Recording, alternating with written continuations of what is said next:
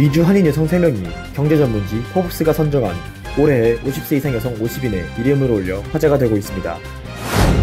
한인 밀집 지역인 퀸즈 플러싱 베어사이드 지역에 범죄율이 치솟고 있지만 해당 지역의 경찰의 인력은 부족한 것으로 나타났습니다. 뉴저지주의 시간당 최저임금이 내년 1월부터 14달러 13센트로 인상됩니다. 일각에서는 높은 생활비를 충당하기에는 부족하다는 지적이 나오고 있습니다. 뉴욕시가 전국 대도시 가운데 교통사고로 인한 보행자 사망자가 가장 많은 것으로 나타났습니다. 조 바이든 대통령이 동성 간 결혼의 효력을 전국적으로 인정하는 결혼존중법에 서명하며 법안이 제정됐습니다. 인플레이션 감축법에 한국산 전기차 보조금 배제 문제를 놓고 한국 정부가 추진하는 해결 방안에 대해 조 맨친 상원 의원이 정면으로 반기를 들고 나섰습니다.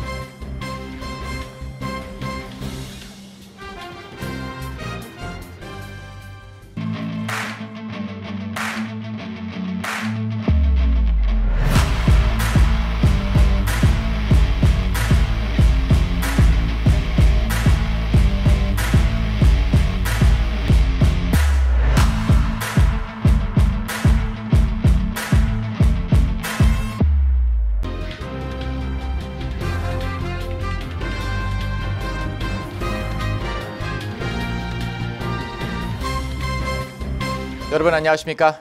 KBTV 뉴스9 이창환입니다. 미주 한인 여성 3명이 경제 전문지 포브스가 선정한 올해 50세 이상 여성 50인의 이름을 올렸습니다. 이와 함께 한인 2세 기업인이 소셜미디어 분야에서 주목해야 할 30인 명단에 올랐습니다. 첫 번째 소식 전상희 기자가 전합니다. 미 경제 잡지 포브스가 선정한 올해의 50세 이상 여성 50인에는 소설 파친코의 이민진 작가를 포함해 걸스카우트 USA CEO 소피아 장, 솔라이트 디자인 설립자 앨리스 천 등이 포함됐습니다. 포브스에 따르면 라이프스타일, 영향력, 기업가, 머니 등 4개 부문에서 50명씩 모두 200명이 발표된 가운데 이민진 작가는 라이프스타일 부문 50인에 선정됐습니다. 포브스는 파친코는 2017년 출간돼 하나의 현상이 됐고 애플 TV에서 시리즈로도 제작됐다며 이 작가는 2019년 뉴욕 예술재단 명예의 전당에 헌액됐다고도 소개했습니다. 기업가 부문에 이름을 올린 소피아 장은 지난해 12월 걸스카우트 USA CEO로 선임됐으며 걸스카우트 110년 역사상 최초의 아시아계 미국인 CEO입니다. 앨리스 전 대표는 영향력 부문에 선정됐습니다. 컬럼비아대 건축재료공학 교수 등을 역임한 천 대표는 세계 최초로 자체 팽창 휴대용 태양열 조명을 개발했고 팬데믹 기간 투명 안면 보호대와 마스크 등을 고안해 특허상을 받기도 했습니다. 한편 라이프스타일 부문에는 카다시안 제너 일가에서 사업 부문을 이끌어온 크리스 제너와 배우 샌드라 블럭 등이 이름을 올렸습니다. 포브스가 선정하는 50세 이상 여성 50인은 올해로 두 번째를 맞았습니다. 이 매체는 여성들에게는 성공의 나이 제한이 없다며 오히려 50살 이후에 가장 위대한 성공이 일어났다며 전성기가 지났다는 통념을 거부할 뿐 아니라 다른 여성들을 일으켜 세우는 데 기여한다고 평가했습니다. 이와 함께 포브스는 2023년 소셜미디어 분야 주목할 30세 미만 30명을 공개했습니다. 이 중 유일한 한국인으로 LA에 있는 동영상 공유 플랫폼 틱톡의 북미 지역 매니저로 일하고 있는 제니 킴 씨가 선정됐습니다. 포브스는 넷플릭스, NBC 유니버셜, 디즈니 등 주요 엔터테인먼트 파트너와 틱톡이 협업하는 데 기여했다고 제니 킴의 선정 이유를 밝혔습니다. KBTV 뉴스 전상입니다. 한인이 많이 모여 살고 있는 퀸즈 플러싱 베이사이드 지역에 범죄율이 치솟고 있습니다. 하지만 해당 지역 경찰 인력은 급감한 것으로 조사돼 주민들의 불안감이 높아지고 있습니다. 보도에 홍찬호 기자입니다. 뉴욕 한인 최대 밀집 지역인 퀸즈 플러싱 범죄율이 급증세를 보이고 있습니다. 플러싱을 관할하는 백구경찰서 지역에서만 올 들어 중절도 사건 1,400건 발생해 지난해 828건보다 69%가 늘었고 강간 역시 143%, 강도 113% 증가하는 등 7대 주요 범죄가 모두 급증했습니다. 하지만 이런 상황에도 불구하고 백구경찰서 인력은 21명이 줄어들었으며 임시 이동, 업무 제한 등 손실 인력을 감안하면 총 42명의 경찰 인력이 감소했습니다. 이 지역을 대표하는 산드라 황 시의원은 에릭 아담스 시장에게 직접 서한을 보내 퀸즈 플러싱 지역 범죄율이 뉴욕시 전체 평균 범죄율에 비해 높아 심각히 우려되는 수준이라고 지적하며 팬데믹 기간 동안 아시안 인종혐오 범죄 급증으로 떨어야 했던 주민들이 이제 절도 및 강간, 폭력사건 급증으로 두려움 없이 외출하기 어려워졌다고 말했습니다. 이어 이 와중에 40명이 넘는 경찰 인력이 감소한 것은 주민들을 위험에 내모는 처사라고 지적했습니다.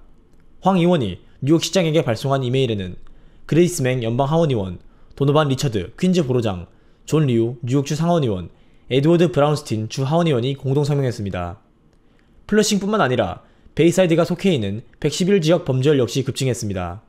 NIPD는 이 지역 범죄율은 올 들어 강도 80건으로 전년 동기 대비 약 200% 증가했고 자동차 절도가 260건으로 75% 급증했습니다. 전문가들은 집 현관문에 CCTV를 설치하고 뒷문이나 정원으로 통하는 문을 반드시 잠궈둘 것과 아파트 출입 시 누군가 뒤따라오지 않는지 잘 살피고 낯선 사람과 같이 들어가는 것은 피하는 것이 좋다고 조언했습니다. KBTV 뉴스 홍찬호입니다. 뉴저지주의 시간당 최저임금이 내년 1월부터 14달러 13센트로 인상됩니다. 역대급 인플레이션으로 당초 예정됐던 인상폭인 1달러보다 더 많이 오른 것이지만 높은 생활비를 충당하기에는 충분하지 않다는 지적도 나오고 있습니다. 전자희 기자입니다. 뉴저지 주정부 발표에 따르면 2023년 1월 1일부터 뉴저지 시간당 최저임금은 14달러 13센트로 상향 조정됩니다. 이는 현행 연방 최저임금 수준인 7달러 25센트에 거의 2배에 달하는 수준입니다. 이번 인상은 지난 2019년 발효된 최저임금 인상법에 따른 것으로 최저임금을 매년 1달러씩 단계적으로 인상해 2024년 1월 1일을 기해 15달러까지 올리게 됩니다. 연방노동국의 조사에 따르면 뉴저지는 현재 최저임금이 13달러로 전국에서 최저임금이 가장 높은 주들 중 하나로 꼽힙니다.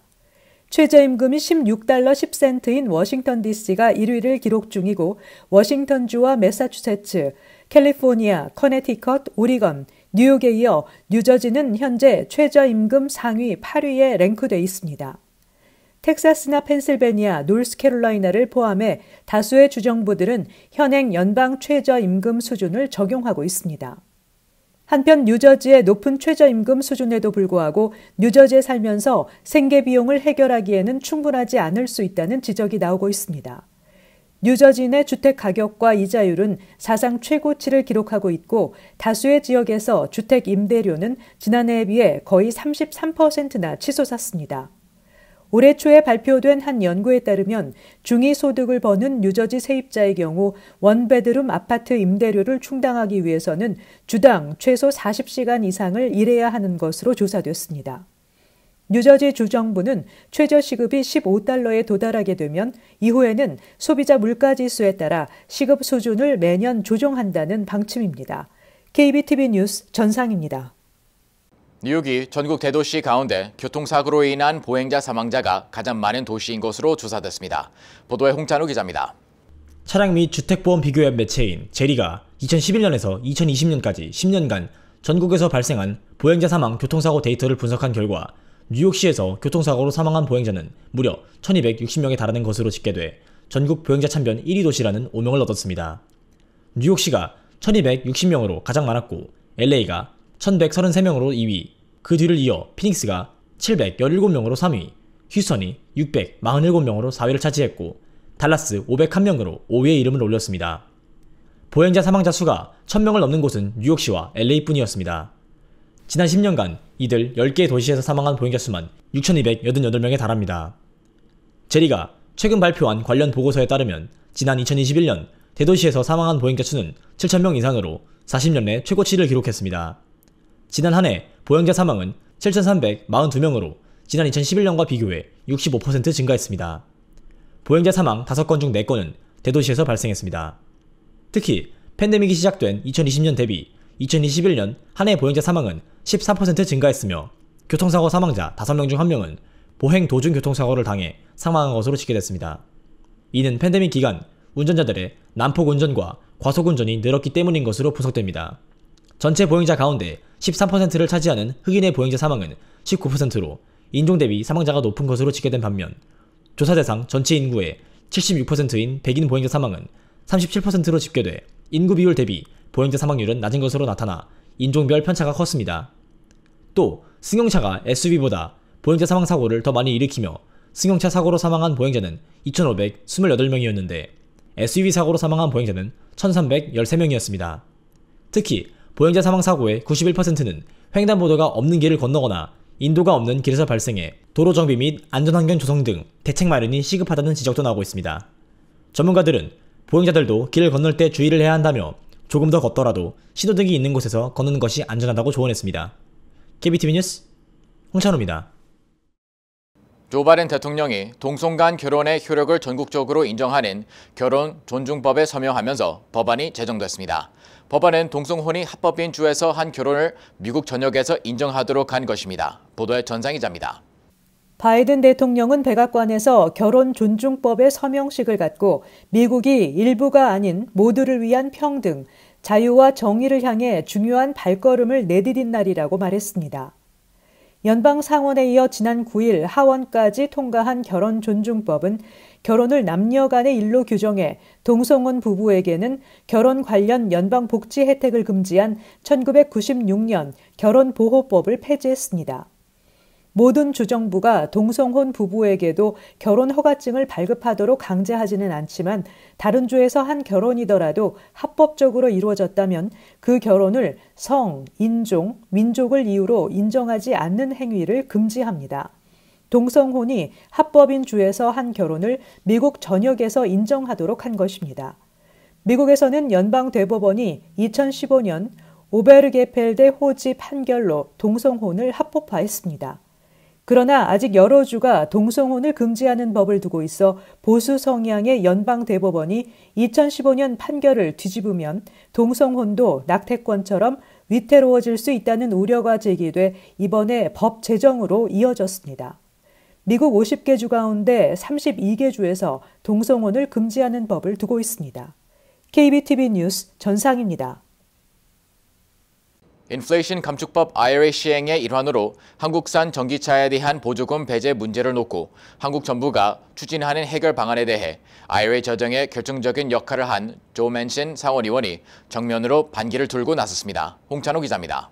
맨친 의원은 IRA에 외국산 전기차 보조금 배제 조항을 삽입하는 등 IRA 제정을 주도했으며 의회에서 사실상 캐스팅 보트를 행사하는 중요한 위치여서 그에 반대로 IRA 문제 해결이 장애물에 부딪힐 것으로 보입니다.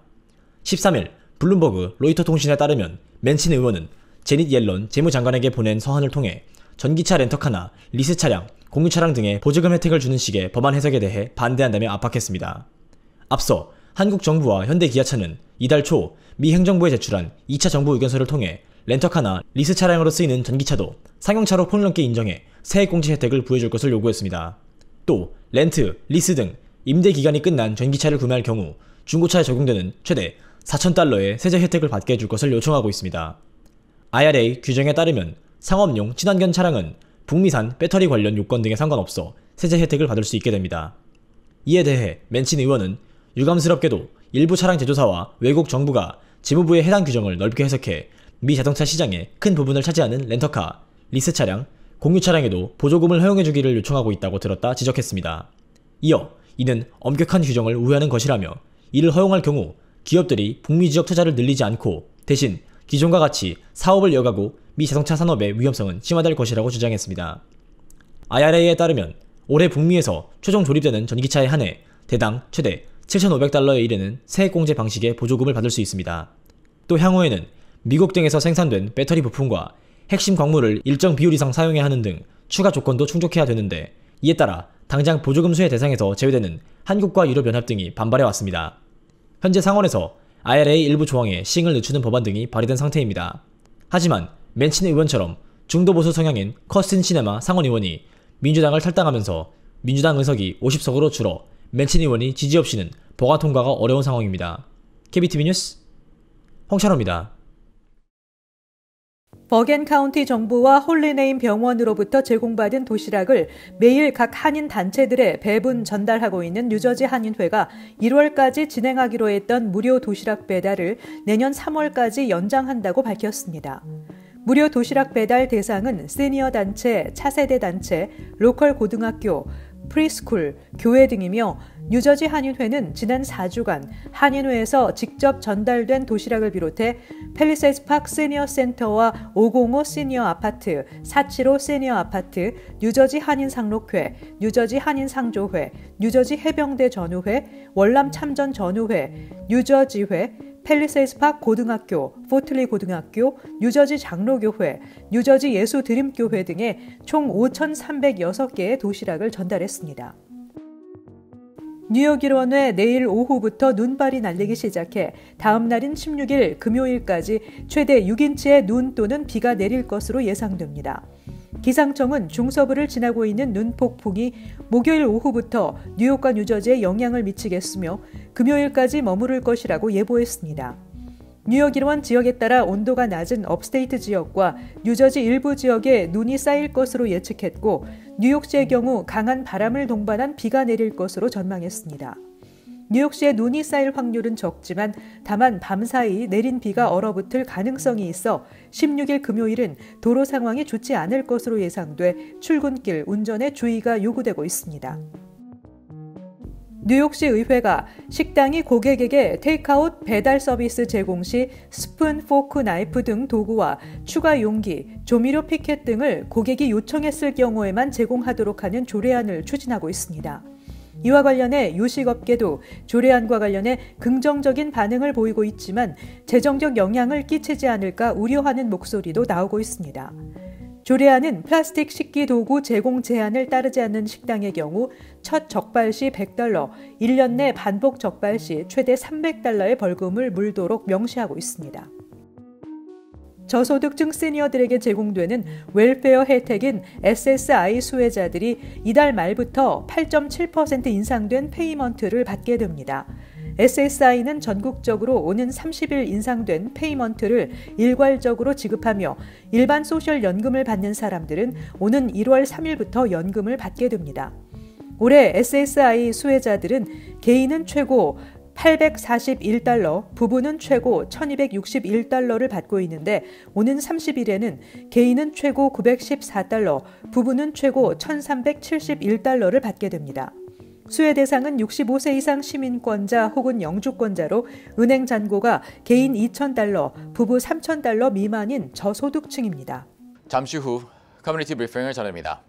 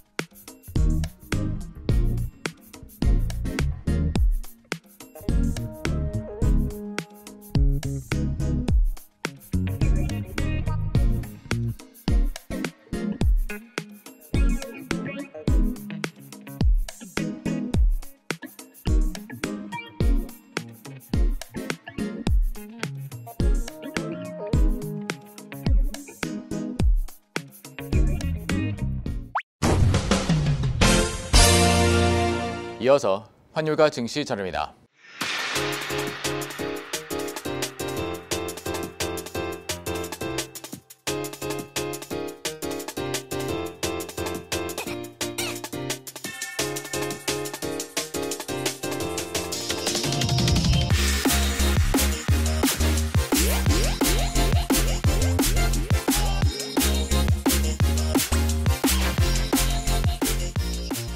잠시 후 뉴욕과 뉴저지 날씨 전해드립니다.